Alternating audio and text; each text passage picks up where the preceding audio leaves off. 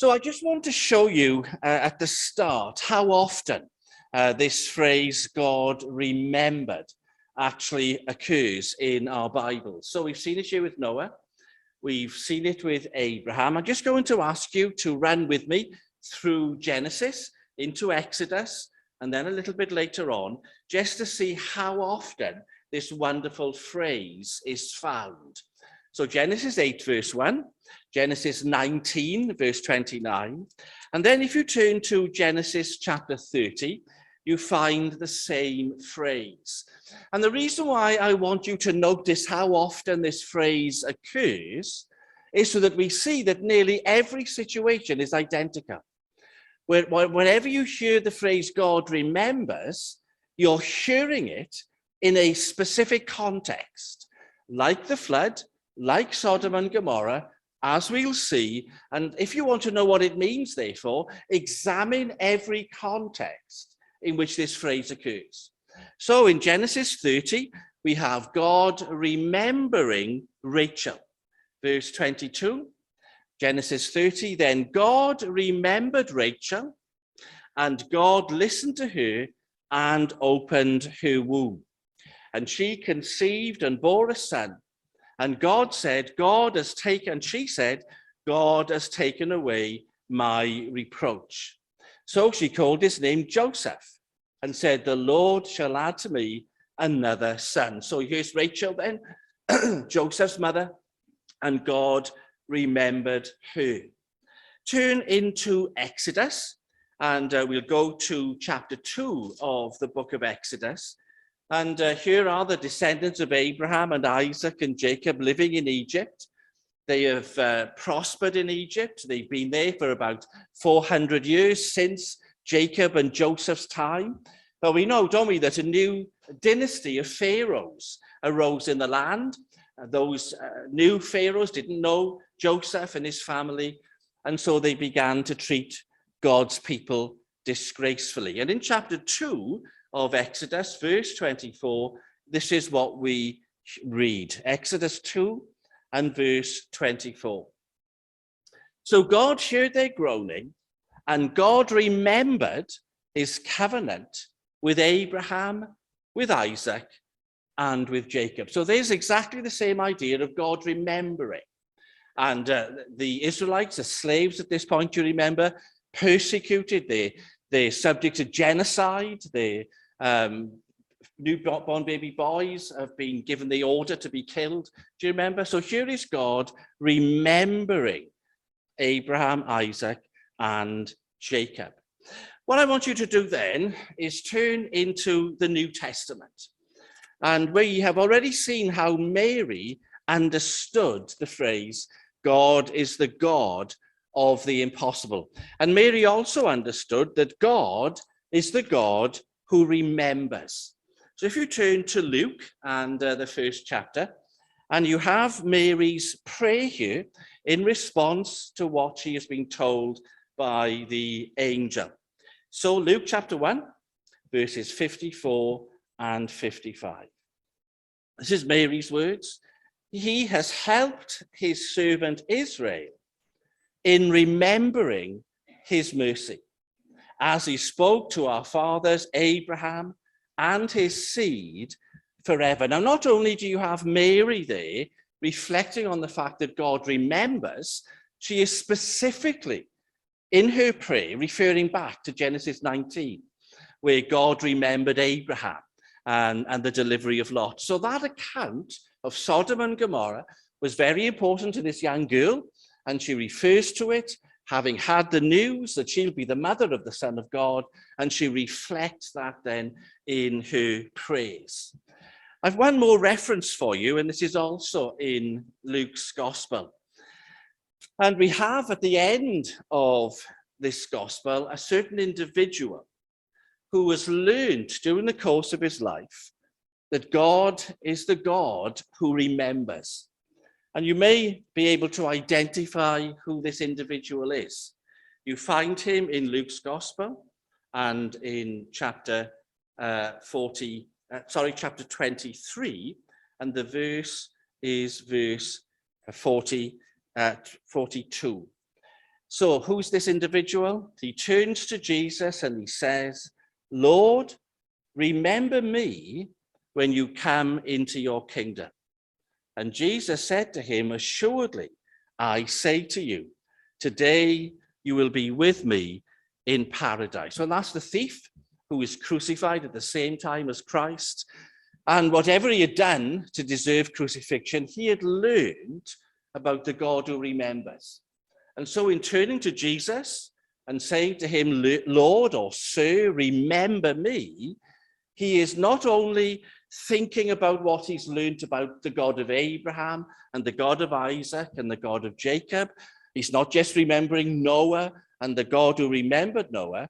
What this thief is doing is he's identifying the person with whom he's being crucified as God. In saying, Lord, remember me, this thief understands who Jesus is, that he is the God of the Old Testament, the God who remembered Abraham and Isaac and Jacob. And he then asks that this same God on the cross with him would remember him. So can you see how important this phrase is? So you can see what it means to the people of God who use it throughout our Bibles. And if you were to say, okay, then what do all these people have in common? Think of Noah, think of Abraham. We've seen the account for the mother of Joseph. We've seen what happens to her, to Rachel. We have seen what happens to the Israelites in Egypt. What's common to all these experiences? And all I want to do is just identify, as it seems to me, these common threads in the stories. And these common threads, then, what we need to do is gather them together and then let them lead us to God, and we'll understand the God who remembers. So what do these stories have in common? I'd say the first is that all the stories have this theme of the passage of time. So with Noah, you've got those details of the flood, how long the flood lasted, how long it rained, how long it took for the rain to subside. You've got the details about the age of Noah, how old he was, and so on. So you have this whole sense of time passing. And if you think of Abraham, we've said it before, it's worth mentioning again, one of the great themes in the story of Abraham is time. He's taken out of Ur of the Chaldees, do you remember? God makes a covenant with him in chapter 12. He's told that he will have a seed, and then time passes. And some estimation, it's 20 years. Others reckon that we are talking about 40 years in which there's just time passing. Nothing else seems to be the case. Well, I'm sure you could do this for yourself. If you look then at what happens to the Israelites, if you look at Rachel, who's been waiting for a baby, you have this sense of time going by. And when you and I want to say, well, what does it mean for us then, that God remembers us? It's about time and how for us time passes. And it's also about how for us, during that passage of time, very little seems to happen. You have the word of God, and then there is nothing. And you might have weeks, months, years, decades in which time passes. Now, some people say, does God remembering imply that he forgets? And having forgotten, something jogs his memory and then God remembers. Is that what it means? Well, I'm sure you'd see straight away that that's not the case. It's not that God forgets. This idea of God remembering means God allows time to pass. And in allowing time to pass, God, the God who remembers, lets that time pass with nothing happening. And even though he may have said to you, he may have promised you, He may have listened to your prayers. He's heard you. Nonetheless, time goes by. And time can pass to the extent that you think nothing will happen and nothing will change. It will seem as time passes that the situation will worsen, that the situation will deteriorate, and that the situation will reach a point where it is hopeless. That's what the God who remembers teaches us. That his remembering is in a context of the passage of time in which nothing seems to happen. And I would say, secondly, this phrase means the God who remembers is the God who is silent. And again, whether you look at Noah or Abraham, whoever you turn to, there are years in which God has said nothing. And I was thinking about this yesterday, or one day, I can't remember which day it was in the week when I'm out walking the dog. And I was thinking, pondering on this question: when did I last hear God say anything to me? Now, I don't know if you would ever ask that question yourself, and I don't know how you would answer it. So I was walking around thinking, when did I last know God say something to me? Now, of course, the difficulty with that question is you're putting the Bible to one side, aren't you? And you're saying that that's not how God speaks. He doesn't speak in his word. He doesn't speak on a Sunday twice. He doesn't speak when I read. We're putting that all to one side, aren't we? And we are talking about something more direct, something more subjective, something more to do with feelings, and something more to do with the intangibles. Now, I know that's difficult. I know that that's dangerous. I know that every time we pick the Bible up, God speaks to us. But I was just wondering this. When was that last time there was any sense for me of hearing God say something personal to me? Now, I'm not wanting you to discuss with me the rights and the wrongs of the question. It's just a thought I had. Now, when do you feel God last spoke to you? I'm taking it now. Sermons, absolutely. All the rest, absolutely. But would you say that it seems that God is silent? And that we would even say silent for decades? This is what the phrase, the God who remembers, makes us think about. Not just the passage of time, but the silence of God. So as a more clear example then, you've got Abraham. God speaks to him in Genesis 12, and then we have God speaking again in the later chapters. But in between those occasions, we have decades of silence. And I guess we can wonder, what was that like for Abraham? He'd listened to God and left Ur of the Chaldees. He was traveling throughout Canaan with his tent and his family. And for years, going on like that, a stranger in this strange land, full of fears, under pressure from his wife. He's got this promise that God had given to him, and yet silence.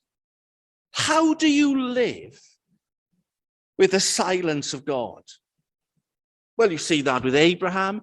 You see it, I guess, with all the prophets. Elijah, for example. He's somebody who had this dramatic moment when God spoke with him. And then nothing for 3.5 years. So the God who remembers is the God who for long periods of time is silent. And you're left with your thoughts, and you're left with your questions, and you're left with your doubts, and you're left with your anxieties, I guess. You're left trying to make sense of this silence as the years go by, and yet you have his word. So that's silence. And I think that's very much what you see with Rachel, with Abraham, with Noah, and so on. This is the common theme. Think of the Israelites who for 300, 400 years maybe had been crying out to God from the land of Egypt, and there's silence. Let me give you a third idea, and that's the idea of hardship. The God who remembers is the God who allows and sometimes even directs his people to experience hardship. What's the hardships of Noah? Well, I'm sure they're too many to mention, aren't they? And when I used to do school assemblies hundreds of years ago now, and you'd go to the infant school and you'd be acting out the story of Noah and the ark, and you'd ask them to imagine a boat with no windows and the darkness and the smell and the noise, and then the wind outside, and then the waves and the motion of the oceans. Imagine the hardship that he experienced. The hardship of asking people to believe his word when the sun was shining and everything was going well. The hardship of being mocked as he builds the ark on dry land, so far from the sea. Hardship, that's the experience of Noah. And you've got the hardship of him in the ark, waiting, making decisions, not knowing, being very uncertain. And that hardship seems to me to be very much part of Noah's experience. And again, without wanting to test your patience, you can look at Abraham, and he's somebody who knows a great deal of hardship. He doesn't own a home of his own. He's sometimes in Egypt, where he's in great danger. Hardship. Rachel is the same. She has to endure that other woman mocking her because Rachel is unable to have a child of her own. The God who remembers is the God who allows us to experience hardship. And then what he does is in remembering, he makes up for the hardship. He's the God who gives twice as much, who doubles up. We saw this a few Sundays back.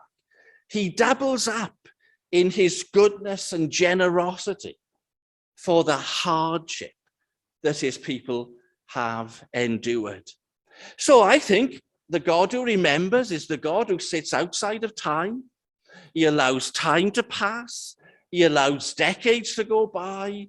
He's the God who allows situations to worsen, for things to get more difficult, for the circumstances to become hopeless. He sits above all that, and he seems to be unmoved by it. He seems to be unconcerned with it. He's the God who remains silent throughout it, whilst hardships seem to multiply for the people of God. That's what these stories, it seems to me, have in common. Let me give you two more. I would say that all these stories, whether it's Mary, the hardship she's going to face, she's seeing in her own experience God remembering all his promises throughout the Old Testament, and yet she will soon be pregnant as a young girl, and the hardship that she will then know. Linked to hardship is the idea of need, human need, and the deep need that human beings have. And it's the need to be a mother. It's the need for Abraham to be a father. It's a need for God to see that God is true to his word, to see that God listens to your prayers, to see that God is not unmoved by your plight. It's the need as a human being for all those things that make you unique. It's that deep longing for your life and how you want it lived in a family, with friends, and so on. It's all those deep-rooted human needs that we all have.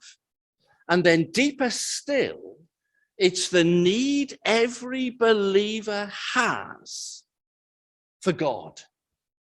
that God should hear you, and that he should respond to you, and that he should answer you, and that he should show you and demonstrate to you and give you some sign that he's there for you, that he hasn't forgotten you or abandoned you or walked away from you. It's at our deepest level, it's our need for God. And the need for God that comes from the fact that we are made in his image. It's the need for God that we have because we've known his grace and we've tasted his mercy, and he's brought us to faith, and he's adopted us as sons and daughters.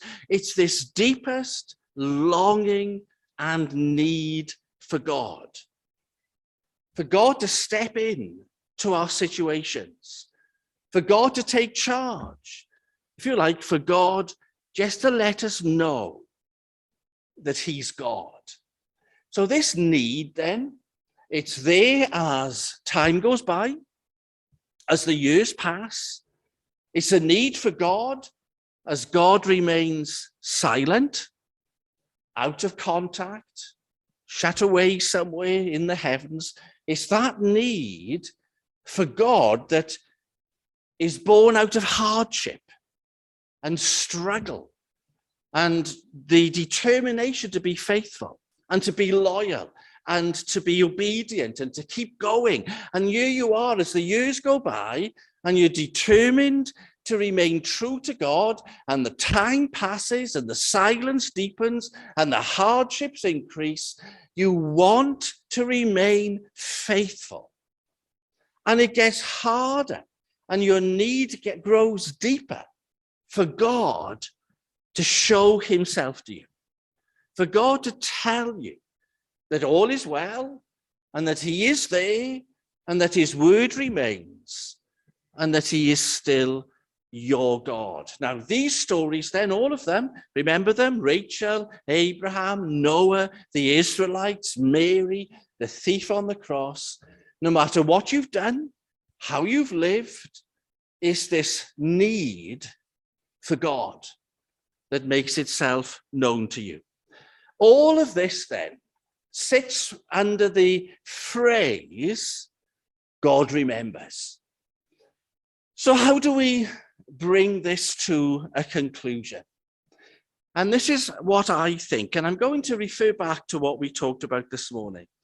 The phrase God remembers then is a phrase that directs our attention to God. And I want you to say, well, yes, that's obvious, Neil, but think of it like this. I could easily say to you tonight, look, time is going, God is silent, our hardships are increasing, our need is deepening, so we need to remember God. I could easily say that to you, couldn't I? And I could make this phrase all about our need to remember God. But what I want you to see is that it's the exact opposite of that. It's not us remembering God. It is God remembering us.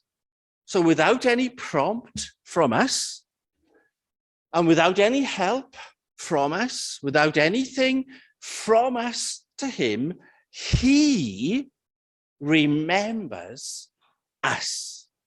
And so this is what I think we need to do to finish.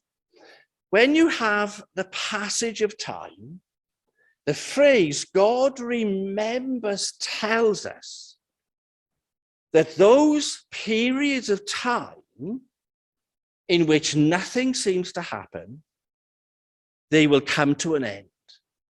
And God remembers is a way of telling us that God will have those moments when time that has passed and nothing seems to have happened, that comes to an end.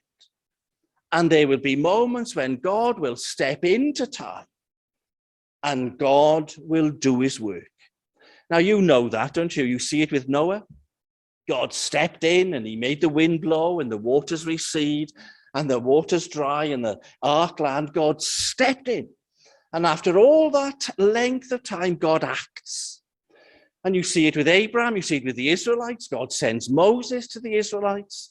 It's this idea then that yes, years have gone by, but then God steps in and says, now is the moment when I will act. He doesn't need our prompts, and he's not working according to our agenda. But the God who remembers is the God who will step in and the God who will act. Now you imagine that. Time is going by so quickly, and we have been here together for decades. And for many years, nothing seems to have happened. But when you and I say God remembers, there will be a time when God will step in again and he'll act again. Now, do you see how it works? Think of this subject of silence then. It seems, yes, I know, Neil, God speaks in his word, absolutely, more important than anything else. But there will be, the God who remembers, there will be times when God will take his word and speak through that silence. You may feel as if God hasn't spoken to you for a very long time. And you may listen to sermons and you may say that God seems to speak to other people, he doesn't speak to me. There will be those times when God remembers and he will direct his word to you. And you will know that you have been spoken to by God in your situation and with your special circumstances. This is how it works. The God who remembers then steps into time. The God who remembers will break his silence. The God who remembers will step in to your hardships, to the hardships that you're battling with, and the situations that you're struggling with, and the darkness of your own ark, if you like, and the loneliness of your own position. God who remembers will step in. And so that time of great hardship and struggle and battle and difficulty will be a situation into which God will step because he's remembered. He's remembered you in that situation. And of course, just to finish off then, we've got a great longing for God, haven't we? A deep desire for God. And that desire for God goes beyond words. And it seems, I think, that it's been unsatisfied in us for a long time. And yet we are keeping going week by week. And that's the grace of God, sufficient grace. He's giving us that grace to keep coming together and worshiping together. But there seems this great pool of unmet need for God that we all have. That's what it means to be a believer in God. Now, the God who remembers is the God who will respond to that need. And he will step in and meet that need. And God is the God who will satisfy his people. And if you think of all those verses in all those books in which the people of God rejoice in a God who has satisfied their need, who has quenched their thirst, who has met their longings, that's what we mean when we talk about the God who meets our needs. And so again, you've got Noah, you've got Abraham, they're all the same. This is God stepping in. So the God who remembers then, he acts to break into time, he acts to end silence, he acts to alleviate hardship, he acts to meet our need. And of course, in all of this, the God who remembers is the God of the covenant. He remains faithful to that covenant. So let's end where we began. Let's turn to Genesis. And I'm not sure what to do. I'm not here next week. Tracy and I are away. But what do we do when we come back together? So if you turn to Genesis 8, verse 1, God remembered Noah. And all the flood account is a wonderful narrative, but God sets his covenant up with Noah after it is all finished. What do you make of that? I find that quite remarkable, that the covenant between God and Noah isn't established until later on, until it's all done and dusted. The flood is a memory. Look at chapter 9 and verse 9. As for me, behold, I establish my covenant with you and with your descendants after you, and with every living creature. So God remembers, that's a covenant term, but God is actually remembering Noah before he's established his covenant with him. Now I want you to ponder that. What is that telling you about the God who remembered Noah? And in chapter 8 itself, you've got the covenant with creation. And it seems to me that Noah's remembered under that heading, God's covenant with creation. You see it at the end of chapter 8, while the earth remains, seed time and harvest, cold and heat, and so on. So it's under that covenant that Noah is remembered. God remembers. He's keeping his word. He's being faithful to his promise. He's remembering his agreement, this great covenant he's established between himself, the world, Noah, Abraham, Moses, David, the great covenant between God the Father and God the Son, the covenant between God and you and me. Whoever believes shall be saved. God's promises. These covenants, they are the context for this phrase, to be remembered. So let's end like this. God will remember you and me because he has a covenant with us. And that covenant has been set up through his son, Jesus Christ. It's a covenant in which God promises eternal life. He promises the forgiveness of sins. He promises grace. He promises his spirit. He promises eternity itself. He promises heaven. God has promised. And God, remembering, is the God who will be faithful to all that he's promised. The condition is faith. He's given us that faith. So God remembers us. And as God remembers us, time may pass, silence may be there. But in remembering us, God steps in to remind us that he is the God who is faithful to his promise. And I guess it would be wrong of me if I didn't end by saying that when God remembers, the thing that he remembers above all else is he remembers his son. He remembers how his son came to earth, took our nature, lived perfectly, obediently to the law of God. He remembers how his son went to the cross for us and carried our sins. He remembers that his son has paid the price, laid down his life, offered himself as a sacrifice. This is what God ultimately remembers. In thinking about that covenant with you and me, remembering us because he remembers his son who's at his right hand, praying for us as Abraham prayed for Sodom and Gomorrah and Lot. Christ is at the right hand of God, praying for us. God remembers that, and in remembering that, he remembers us. And in remembering us, he's faithful to us and will step in to our lives. Well, let's pray, shall we?